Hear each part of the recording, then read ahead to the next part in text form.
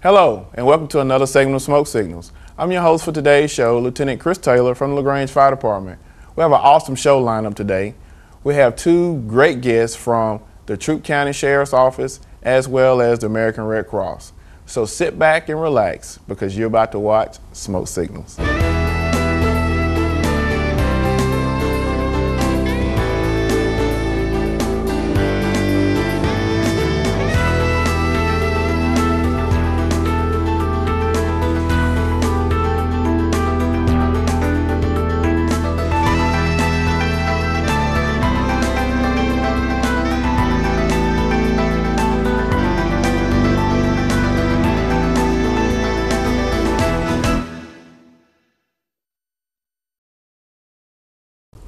Welcome back. Today I have with me is Sergeant Stuart Smith with the Troup County Sheriff's Office.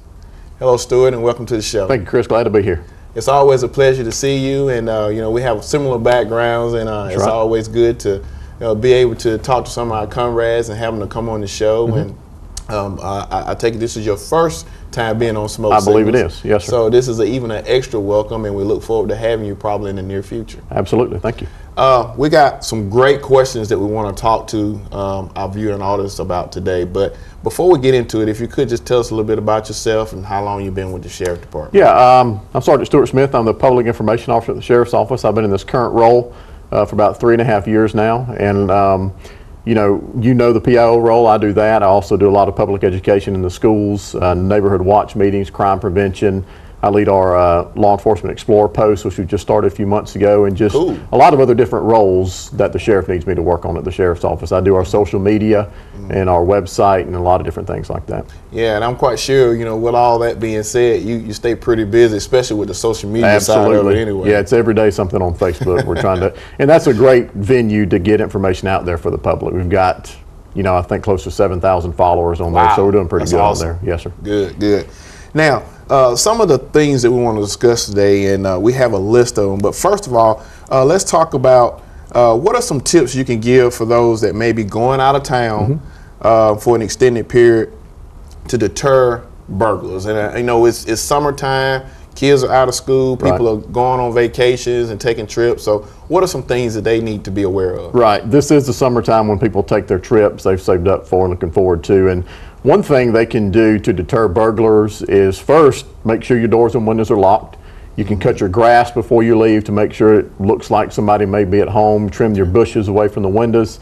If you've got an alarm company, get that working. And the one thing that we offer at the Sheriff's Office and the Police Department does too is a home security check. If you're going to be out of town, you can call us at the Sheriff's Office if you're in the county or the Police Department, and then we'll make an attempt at least once or twice per day or night shift to come by your house, make sure it's still secure, there's no problems there. And so that's the service we offer to the citizens. That's a great service, and I wasn't aware that was available, but I'm quite sure our viewing audience will love to hear that our local law enforcement will come and make, I guess you could kind of say house calls. Right. But being able to be visible in the neighborhood, I think that means a lot for people who are traveling. And during the daytime hours, we're patrolling our neighborhoods, and the nighttime, we're patrolling our businesses and stuff like that. But again, if we've got those security checks, we'll come by the house and check it. And sometimes we'll even do it if people are at home. If they've had a threat or something, they can call us, but they'll call the Sheriff's Office, 883-1616. We'll get that set up for them. And it's in our in-car computer system as well. Okay, cool. That sounds great. Now, here it is. It's summertime, like we said earlier. We've already had one holiday pass by us, and we got several more summer holidays coming up. Fireworks. Let's talk about fireworks. Yeah.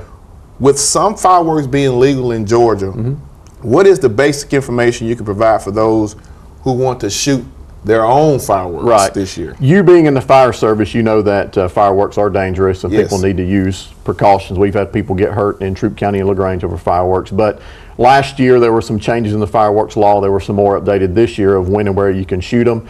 You can basically shoot them any day from 10 a.m. till around 10, and then on holidays, on New Year's and July 4th, you can shoot them up until midnight on the 4th of July, and then after 1 p.m. on New Year's. Now, can you repeat those times again? I certainly can.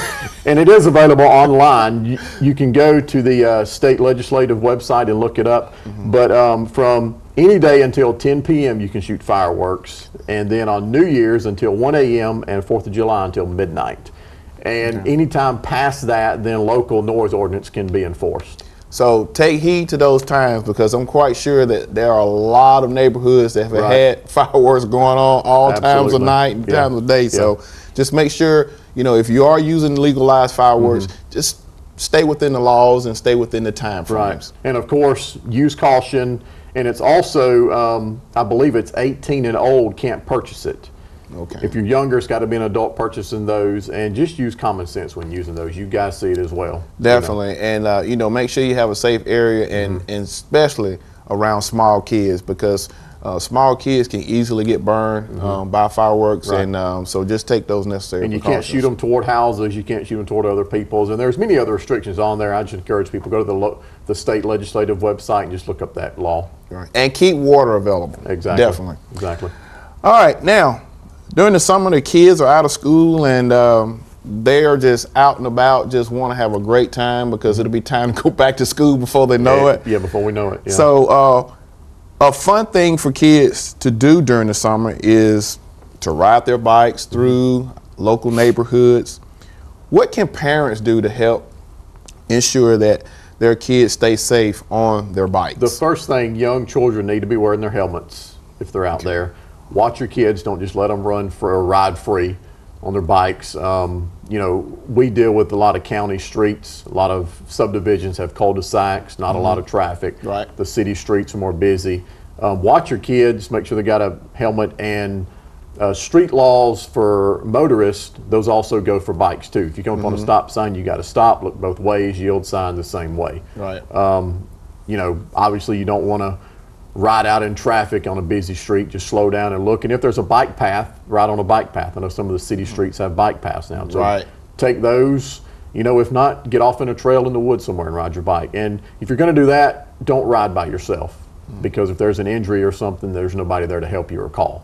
So, but again, parents, just watch your kids, put a helmet on them, you know, just let them have a good time, but use caution on those bikes. And I would like to add too, I think it's even more important to make sure that those bikes are safe to ride. Exactly. So, you know, adults need to make it a point to make sure they check their children's bikes to make sure that they are functioning properly, because you don't want to have some kind of make sure the bike's not too big for the kid or too small for the kid. You know, and that's one thing I teach the kids in the junior deputy program is bike safety. And the main thing is proper size bike, make sure it's working, and a helmet.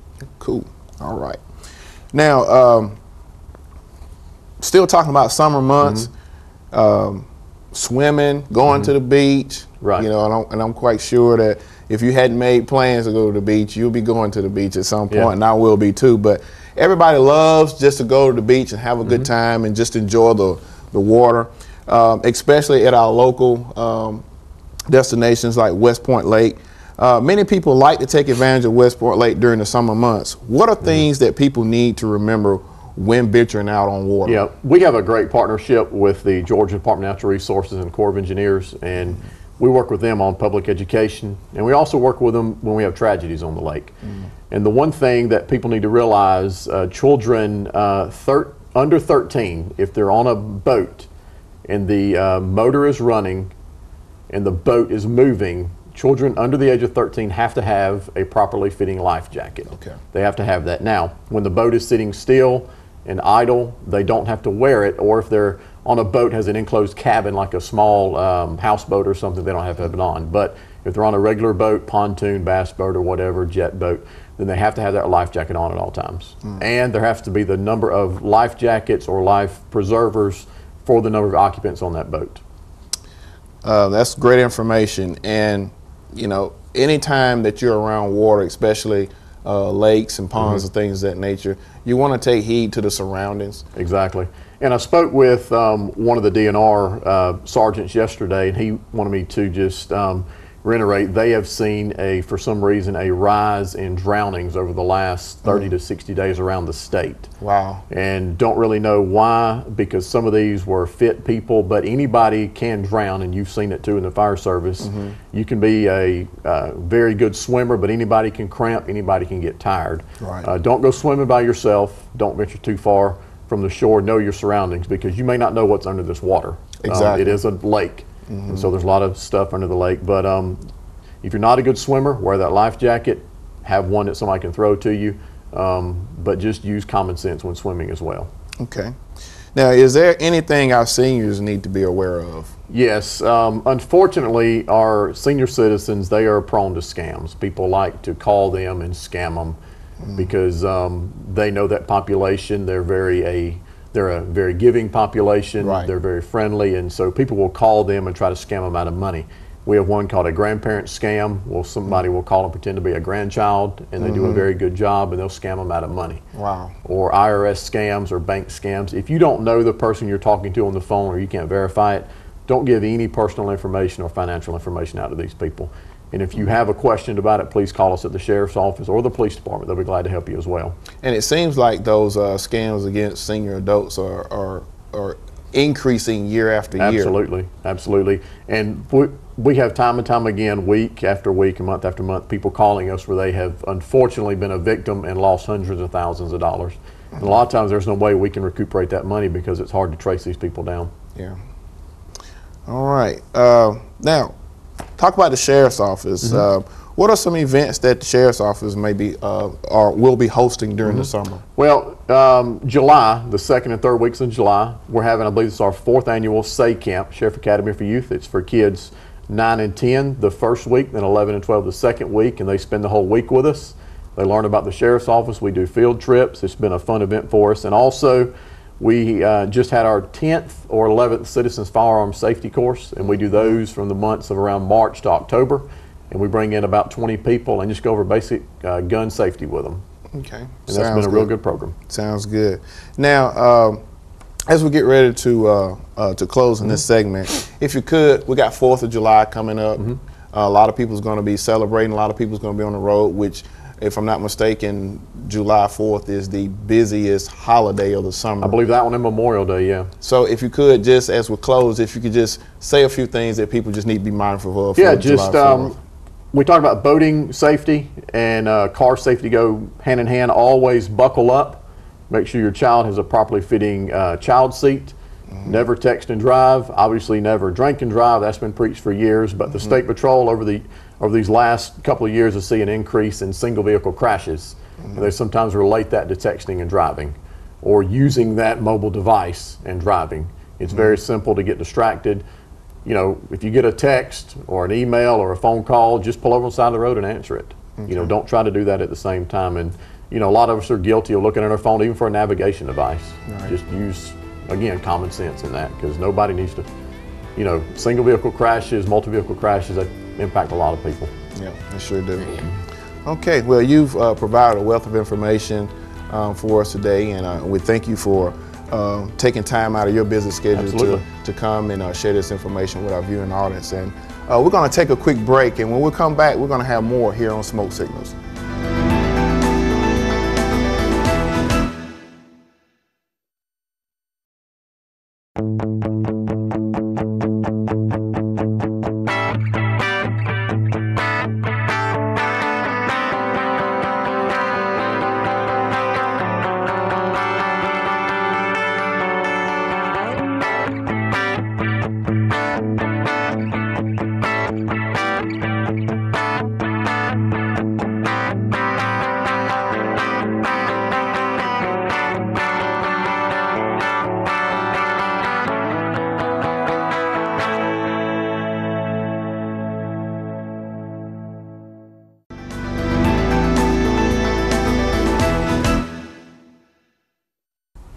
Welcome back. My second guest today is Ms. Connie Hensler, the director of our local chapter of American Red Cross. Hello, Connie, and welcome to the show. Thank you, Chris. It's always great to have you on the show. I mean, it seemed like it's been some time since you've been on the show, but I can just reflect back over the 10 years that we have been doing Smoke Signals, which is, I'm very grateful that we've been able to stay online for that long. And you have been instrumental in being a guest so many, many times. Well, thank you. But we would thank you for taking time out of your busy schedule to be with us today. We have some great information that you have lined up to share with our viewing audience. Before we get into that, just tell us a little bit about yourself and how long you've been with the American Red Cross. Sure.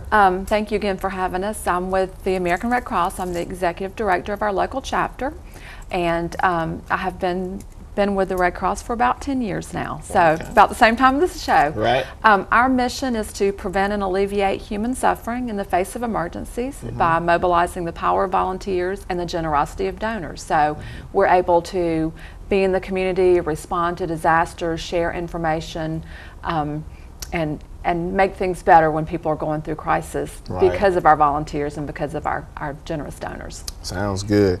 And I'm quite sure with the summer season, y'all can be quite busy because you have fires, you have weather-related incidents and things of that nature where people really need your all services. We do stay really busy. The most common disaster that we respond to is a home fire, but there are also a lot of weather-related disasters that we respond to as well. Yeah, and we're going to talk about some weather-related things because now it is officially June, and in June, what typically happens is hurricane season. That's right. So, with hurricane season being among us now, what are some things that our viewing audience need to know about hurricane season? Because, even though we do not have hurricanes in our areas, but why do we need to know about hurricanes? Well, I think we need to know about hurricanes for a lot of reasons. And you're right, June 1st marks the beginning of the Atlantic hurricane season. It runs through November 30th. And predictions this year are for an average hurricane season. But as we were talking about earlier, it only takes one large Category 3 or higher hurricane to do a lot of damage. And it could affect us as well. I think we need to be aware of how to be prepared for hurricanes in case we're traveling to the beach or an area where a hurricane may be likely. And also in this area, a lot of times we're affected by tornadoes and floods that happen due to a hurricane as well. So we need to know the warnings and know what to do so that we can be prepared. Yeah, and I can remember Hurricane Oprah when it came through many years ago. And I could just remember a lot of people, was apprehensive about us actually having hurricane-like activities here in our county. And we did suffer some heavy winds and downed trees, and that was quite a bit of damage that was done during that time. So we're not exempt from receiving damage from a hurricane, but we are very fortunate. There's been many hurricanes that we have glided by us over the years, but we always got to keep in mind, and like you said, all it takes is one, and we want to make sure that we are prepared in the event that we do have some type of hurricane-like activity in our area. And with hurricane activity, there are all sorts of other types of storm-related situations that can occur, and you kind of touched on it a few minutes ago, and that's tornadoes. What do we need to know about tornadoes? Because not only just with hurricanes, but we have tornadoes. Tornado season is all during the year. Right. I mean, a tornado can come up at any given time as long as the conditions are favorable. So kind of talk a little bit about some safety tips concerning tornadoes. Well, with tornadoes, make sure you know and you're listening to your weather radio, you're listening to the TV, you're heeding the warnings and watches. So if it's a watch, that means that conditions are right for a tornado or for tornado activity. If there's a warning, that means that a tornado has been spotted, either on the ground or on radar, and you need to immediately go to your safe place. So before there's even the hint of a tornado, know where your safe place is. Know if you're do you have a basement to go into, or if you don't have a basement, know which room on the lowest floor of your home is the most interior with no windows, and get into that room. You may want to take some blankets to put over your head, or if it's a room that has a heavy piece of furniture, be able to get under that piece of furniture to do what you can to protect your head and your body. Okay, and something else about tornadoes, and we're talking about being inside of a building or inside of your home if a tornado activity occurs. Well, let's say if someone's outside or in a vehicle, what are some safer places that you have, been aware of that helps in those situations? Now, if you live in a mobile home, try to identify a place that you could go to that's a more sturdy building. So that would be one thing to think of. But if you're traveling, you're really going to have to kind of take into consideration where you are, your surroundings, because it may be safer to stay in your car buckled to protect your head. If you're in an area where you could get out and go to something that's lower than the ground that you're on, that would be, that would be a good choice.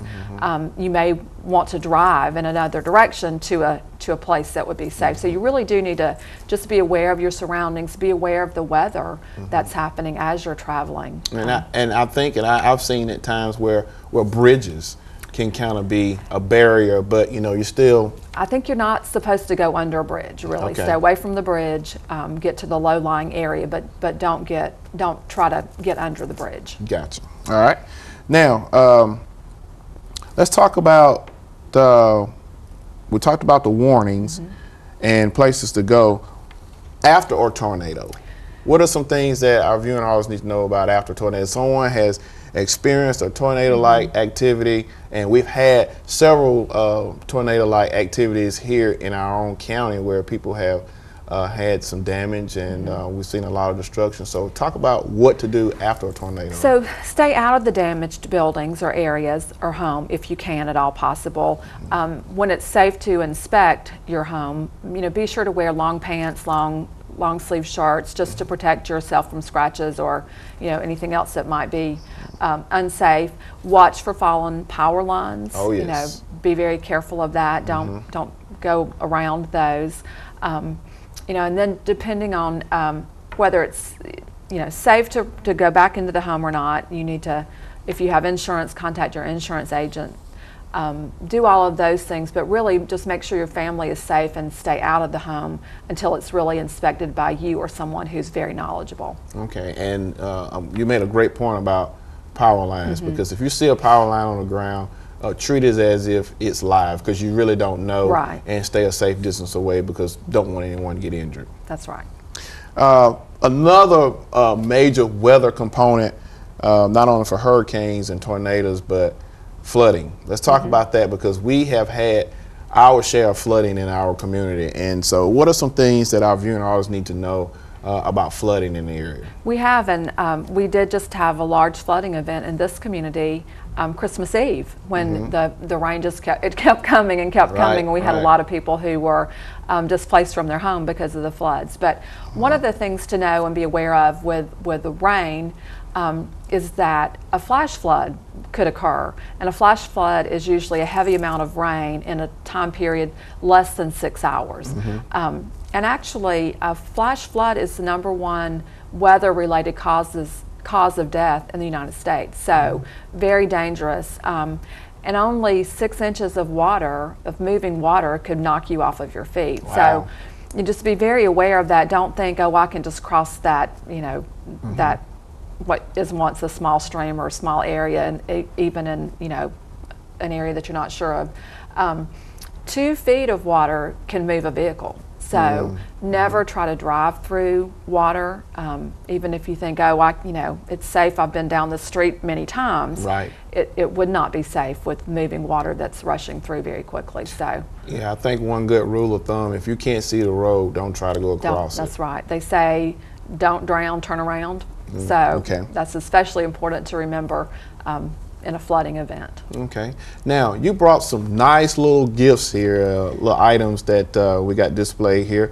Let's talk about emergency preparedness, what we need to do as it relates to preparing for a weather-related event, during the summer or any time of the year.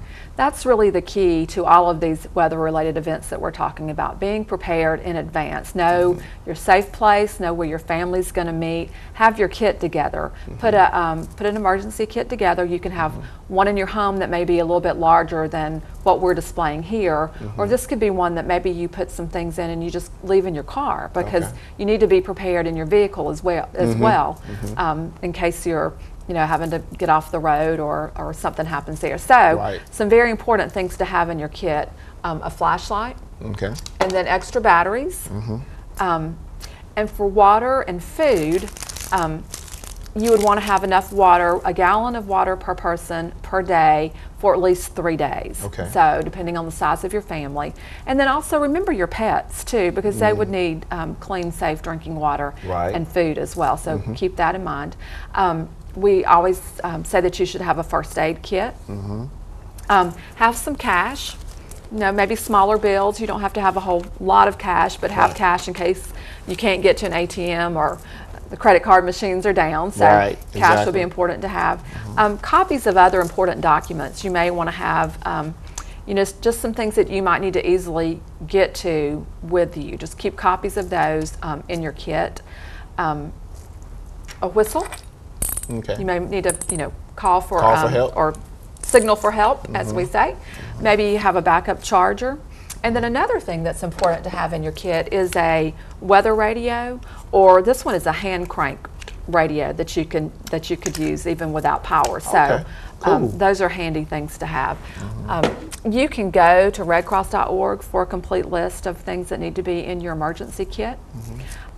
We also have another way to help our community be prepared, and that's, I don't have my phone here because I'm expecting an important call. It's because we have apps that are available for free Right. For an iPhone or Droid device, and there's a hurricane app, tornado app. We really do have them for just about anything that you can think of, but they're great to give you information on what to have in your kit. They have little quizzes that you can go through that you can learn more about the tornado or the hurricane, or things to be aware of. You can also put in your location, and it will give you an audible alarm if there's a watch or a warning. Oh, okay. And you can do that for your community, but you can also do it for other communities. So if you have, we were talking about hurricanes, if you have relatives who live in a hurricane-prone area, put their location in, and it will signal you Okay. when there's something happening there as Wow, well. And you that's might, great. you can follow up with them in case they're not aware of the weather or weren't listening to the radio or the news. Sounds good. You made a great point there of having a kit ready to go, whether you need to pack one in your vehicle and have to just pick up and run at a spur of the moment, or having something in your home where if you're going to be in your home for a couple of days to maybe a week, you got something to make sure that if you can't get out and about, you have something to take care of you there in your home. And share that with your family. Talk to your family members about your emergency kit, where it's located. Talk to them about your plan of how would you, if you had to evacuate your home, where would you go? Not only for like a home fire, when we talk about a meeting place, maybe the mailbox or somewhere like that, but if you had to evacuate for other weather-related reasons, what would that look like? And that way, everyone's kind of on the same page about what to do, and especially if you have younger family members, small children, they're not going to be as afraid because you've talked about it in advance and you've practiced, and so they kind of know the drill, and they're Right. it makes it a little bit easier for everyone. Okay. And if someone didn't have internet or something like that, and they wanted to call your office just to find out how to put a kit together, could they do that? Oh, certainly. And our number is 706-884-5818. You can also call 1-800-RED CROSS and you would get to us, but that's our direct number. And that's an interesting point too, because we were talking about the mobile app. So if you're in a situation, we've had weather and power's out, internet's out, the mobile apps have information that work without having internet connectivity. Good. So Good. That's a great source to have available. Well, thank you, Connie, for all this information and keeping us up to date on what we need to know about weather-related activities, and definitely going to take heed to that. I want to take this time now to take another quick break, and we'll be right back.